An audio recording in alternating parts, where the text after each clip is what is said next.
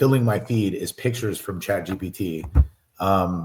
Have you tried any pictures on ChatGPT? I haven't tried it personally, but I've seen some prompts of people doing it, and it's kind of crazy. It shocked me how well it works. It is so much better than it was before, or it seems like it is. And I've played with it a little bit, but the biggest thing I think they've really figured out the fingers thing. That problem seems to be resolved, where always the fingers always look so stupid. So that they did a much better job of that, and they're doing a much better job of like using images to create new images. Yeah. And that part is, I think, really cool too. So like I could put in pictures of me and get me as a superhero or whatever, stuff like that. And that kind of stuff was pretty cool. I thought pretty fun. And then I thought my favorite trend was like, imagine my cat as a person. Have you seen any of those? No. Based off what you're saying, we've seen two totally opposite ends of the spectrum. What have you seen? Because I've seen everyone using it for headshots, for like birthday posts, like I have a good example. Let me try to share it here with you. Yeah. Because I think it's interesting. So the audio, okay. Oops. So let's go to the first photo. Can you make me, you can see this, yeah? Just want to confirm. Yeah, I can see. Okay. So can you make me professional pictures for my 27th birthday? Okay. I guess we don't really need the audio. We can just scroll through this. Microchromatic birthday cake with 27, pink short dress. Exactly like this picture, but with my face. Wow.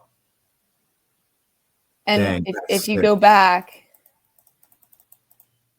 it doesn't click through very quickly. That's literally the face that it first generated. Wow.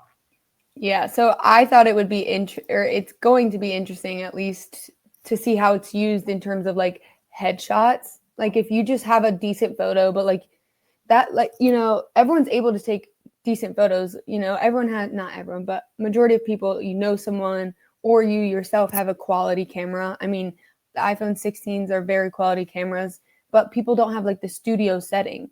So imagine you just upload the photo, you put it in a studio setting. You don't even need to go to a headshot photographer anymore. Yeah, it's probably still a little bit different, but if you're going to try to save on expenses, that's the first thing you're going to cut. If you can do it yourself, why not? That's a good point. But I think it's funny that you see all the ones of like making your cat into a person, and then mine are like headshots, very professional setting ones.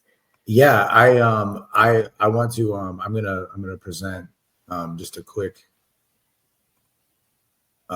this is some of the examples of turning your cat into a person. I thought we're good. So here you go.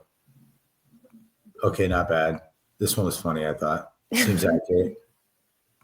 But what I think honestly what's cool about this is that these look like real people. Like they don't look like for the first time in a long time, they don't look like they're, to me, like that uncanny valley of the pictures they figured out, whatever the robots have figured out how to like solve that problem, because they look so much better than they used to.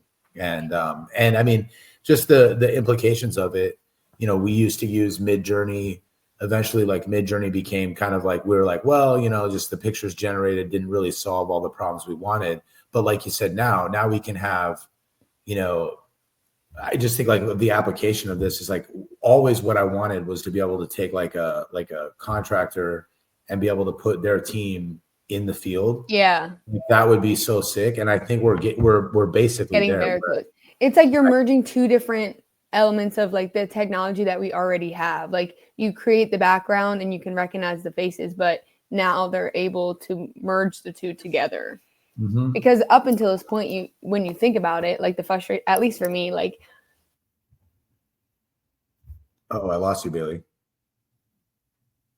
You froze in the world's least flattering position on maybe that's just for me. I don't know. All right. Well, I'm going to keep talking about ChatGPT pictures just in case I am live. All right. Well, yeah. So those ChatGPT pictures. Yeah. I think the implication of them all coming on and being able to use them in advertising is really exciting.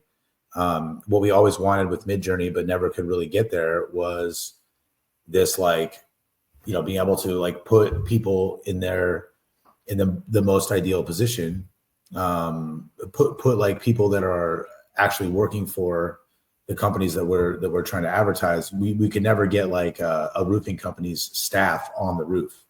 That was always really difficult to do. And so we could do it, but then we have to come out there, we have to schedule with the homeowner, and you have to like organize all of that stuff. And so just the idea of like being able to get those pictures of like people in company shirts and stuff like that, without having to go through the labor of actually shooting photography, is pretty awesome.